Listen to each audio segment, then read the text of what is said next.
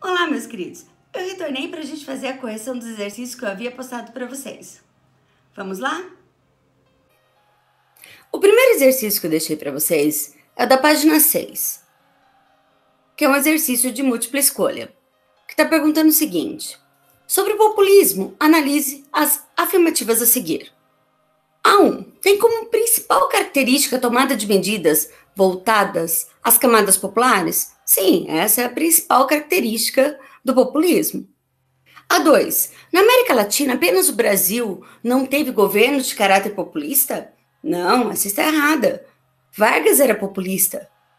A3, diferente dos governos ditatoriais, os governos populistas não recorriam à censura quando colocados em questão? Também está errada. Perón, quando foi pressionado, acabou adotando medidas ditatoriais. Então, de acordo com a nossa análise, a alternativa A está correta. Apenas a afirmativa 1 está certa. O exercício da página seguinte pediu para a gente ler um texto que estava dizendo que em crise, sem condições de dirigir com segurança o Estado, a classe dominante precisa conquistar o apoio político das massas emergentes. Finalmente, satisfeitas essas duas condições mais amplas, é preciso um terceiro elemento para completar o ciclo: o surgimento do líder, homem carregado de carisma, capaz de mobilizar as massas e empolgar o poder. Com base no texto, analise as afirmativas a seguir. A1. Os líderes populistas assumem cargos de liderança apenas em contextos de crise? Não. O texto está dizendo que em alguns momentos a crise pode levar a isso, mas não é sempre assim. A presença de um líder carismático é uma das características dos governos populistas? Com certeza. Além de atender a população, é necessário esse carisma. A3. No populismo, os líderes buscam o apoio das massas? Essa é a principal característica do populismo: ter o apoio de grande parte da população. Então é a letra C que está correta. A2 e A3 estão corretas. O exercício da página 9 está contando a história das mães e avós da Praça de Maio. Ela foi uma organização não governamental que aconteceu na Argentina logo após o golpe da ditadura militar, que permaneceu no poder até 1983. Além disso, o texto está ressaltando as violações aos direitos humanos, a forma como eles eram tratados, torturas, prisões arbitrárias, sequestros e os assassinatos, é claro. Há um relato muito sério com relação ao rapto de crianças recém-nascidas, em torno mais ou menos de 500, fazendo com que esse movimento não fosse apenas voltado para a justiça, mas também para encontrar essas crianças e esses filhos que estavam desaparecidos. Assim, vamos responder as duas perguntas que estão relacionadas a esse texto.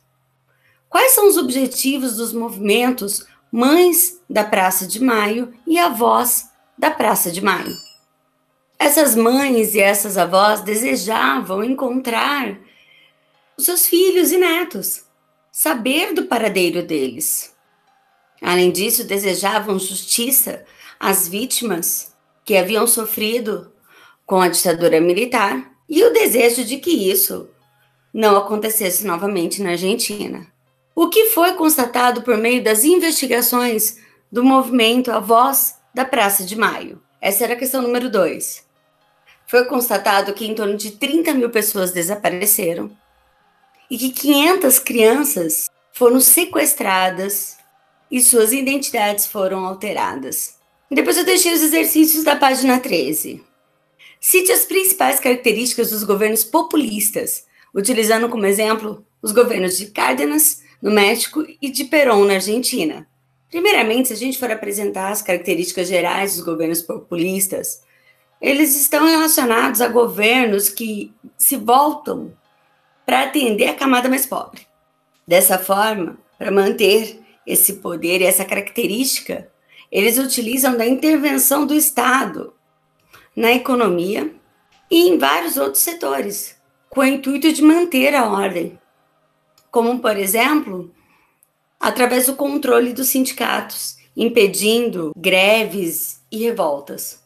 Com relação mais especificamente a Cárdenas e Perón, eles apresentaram características nacionalistas, atendendo diretamente essa camada mais pobre através de leis trabalhistas e na nacionalização de várias empresas. A2. Nas décadas de 1960 e 70, a América Latina viveu a experiência de inúmeros golpes que deram início a ditaduras militares, que, apesar das diferenças entre si, apresentam características comuns. Das alternativas abaixo, quais apresentam afirmativas que expressam corretamente essa ideia? Em todos esses regimes militares, as instituições representativas sofreram abalos. Ocorreu a falência ou crise aguda dos partidos políticos tradicionais, assim como a militarização da vida política em geral. Isso é uma característica desses governos ditatoriais, está correto?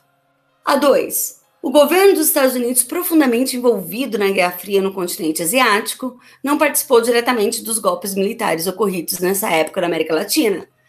Não, ele apoiou diretamente a adoção desses governos militares. A nova ordem política que se institucionalizou a partir desses golpes militares procurou se legitimar em nome dos princípios contidos na doutrina de segurança nacional, cujo ponto central era impedir a iminente ameaça comunista no continente. A gente viu que realmente essa é a principal característica dos regimes ditatoriais da América Latina, o medo da ascensão do comunismo. Então, essa está correta.